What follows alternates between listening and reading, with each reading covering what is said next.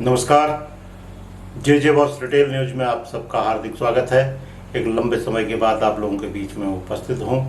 उम्मीद करता हूँ कि आप मुझे फिर से वैसा ही प्यार, वैसा ही स्नेह और वैसा ही अपनत्व देंगे जैसा करीबन 6 महीना पहले आप लोग देते थे।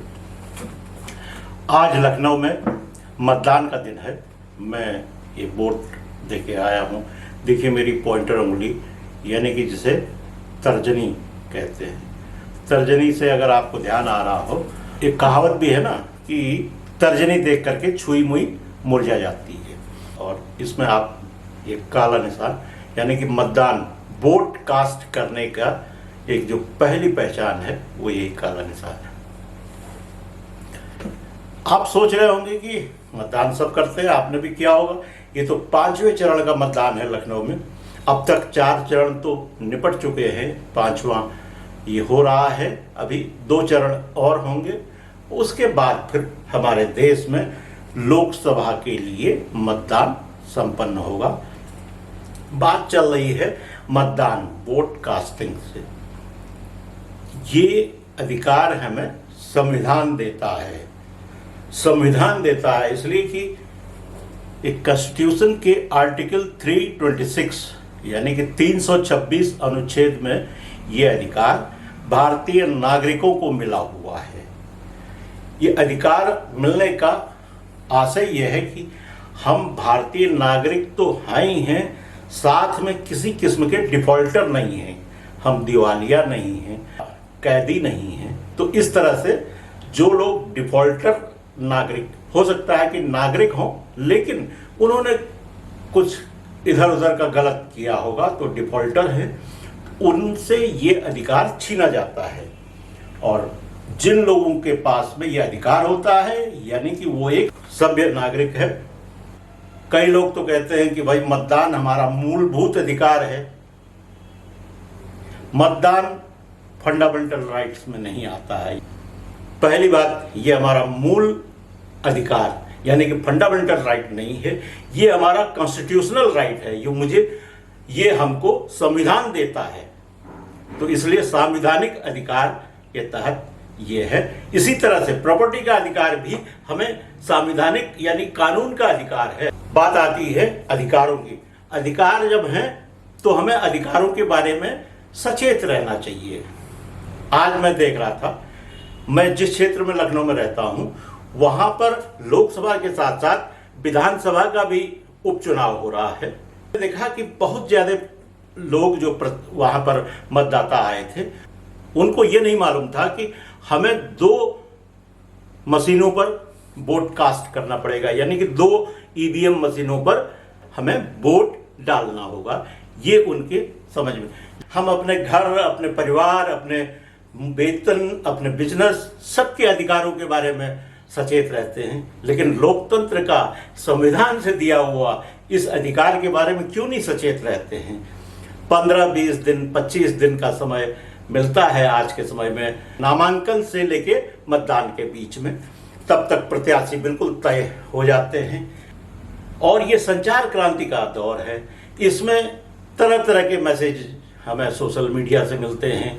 हमारे पास में प्रिंट मीडिया है, हमारे पास इलेक्ट्रॉनिक मीडिया है, और हम रोज तमाम तरह के सोशल मीडिया के खबरों को, जाने अनजाने, सच या झूठ, उसको जो है आगे बढ़ाते हैं। लेकिन हम इतना नहीं कर पाते हैं कि क्या वोटर लिस्ट में हमारा नाम है या नहीं है, और हमें वोट डालने से पहले किन बातों का ध्यान रखना है।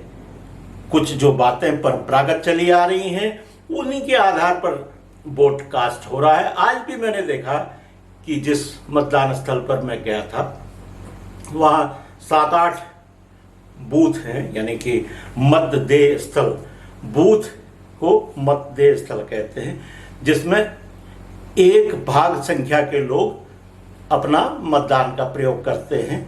और जहाँ 5, 6, 7, 8, 10 बूथ पर एक मतदान स्थल बनाया जाता है। तो जिस मतदान स्थल पर मैं गया था वहां यही देखने में आ रहा था, अधिकतर लोग पूछ रहे थे, अरे क्या हमें विधानसभा के लिए भी वोट डालना है? तो जब हम अधिकारों के लिए अपना सजग रहते हैं तो लोकतंत्र के इस उत्सव में संविधान से जो मिले अधिकार हैं उन अधिकारों के बारे में भी हम सचेत रहें, तभी हम आने वाली सरकार के कार्यों पर टीका टिप्पणी कर सकते हैं। जो समाज में जो असर पड़ रहा है उसको लेकर के हम अपनी बात रख सकते हैं। अगर हम मतदान में बिल्कुल निष्क्रिय होकर के भाग ले रहे हैं या एक रिचुअल्स मान के, एक परंपरा मान करके, एक रवायत मान करके अगर हम वोट डाल आ रहे हैं तो इसका मतलब ये है कि हम अभी भी सरकार से, यानी कि जो बाद में सरकार बनेगी, उससे ये पूछने के लिए हमारा कोई अधिकार नहीं है कि वो अच्छे काम कर रही है या बुरा काम कर रही है, अच्छे काम क्यों नहीं कर रही है, हमारे क्षेत्र का विकास क्यों नहीं कर रही है। इस बात को पूछने का अधिकार फिर हमारा नहीं रह जाता है। जब हम अपने संवैधानिक अधिकार की ही बात नहीं करते हैं या उसका ध्यान नहीं रखते हैं तो हम अपने संवैधानिक दायित्वों की बात कैसे कर सकेंगे। हम अपने संविधान के तहत जो हमें दायित्व हैं, जो हमारे कर्तव्य हैं, हम उनको कैसे निभाएंगे।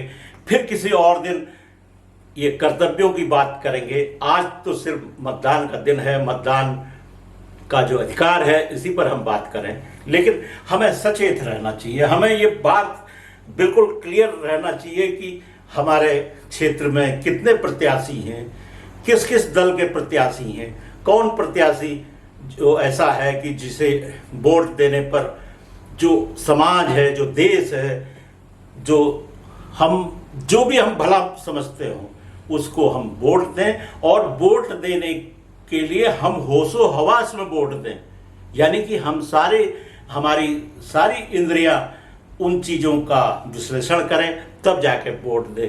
अभी के हालात तो ये हैं, हम आप सब जानते हैं कि हम लोग वोट तय करने के लिए किन किन पैरामीटर्स का, यानी किन किन मानदंडों का प्रयोग करते हैं। इसलिए मित्रों, फ्रेंड्स, आपसे ये उम्मीद करता हूं कि आने वाले समय में चुनाव जो भी होंगे, वो विधानसभा के चुनाव हों, जिला पंचायत के चुनाव हों, वार्ड क्षेत्र, नगर पालिका, नगर निगम, इनके चुनाव हो, उनमें भी हमें वोट डालना होता है, हमें वोट कास्ट करना होता है।